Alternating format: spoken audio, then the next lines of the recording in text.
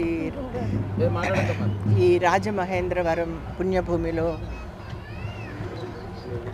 నా సోదరుడు రాజబాబు ఇక్కడే పుట్టాడు, అలాగే ఇక్కడే పెరిగాడు, ఇక్కడే చదువుకున్నాడు. ఎన్నో మరవలేని ఒక అమృతమైనటువంటి ఘడియలు మా జీవితాల్లో మాకు గుర్తుగా ఉండిపోయాయి. నేను ఎప్పుడొచ్చినా కూడా రాజమండ్రికి నా సోదరుడు రాజబాబుతోటే కలిసి వచ్చేదాన్ని.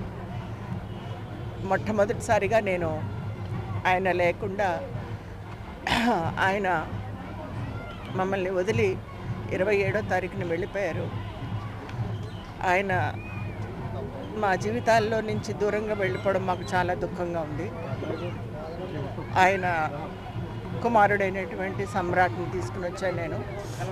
ఎందుకంటే ఆయనకు గుర్తుగా ఎక్కడ పుట్టామో అక్కడే మళ్ళీ ఆయనకి ఈరోజు అస్థికల్ని నిమజ్జనం చేయడానికని వచ్చాము.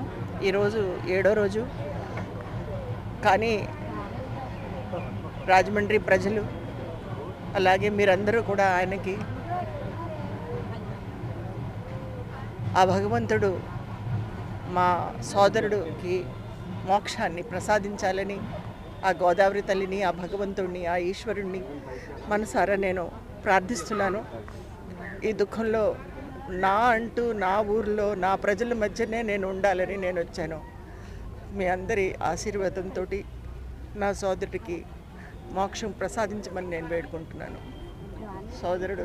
నా సోదరుడి కుమారుడు సమ్రాట్ నాతో ఉన్నాడు.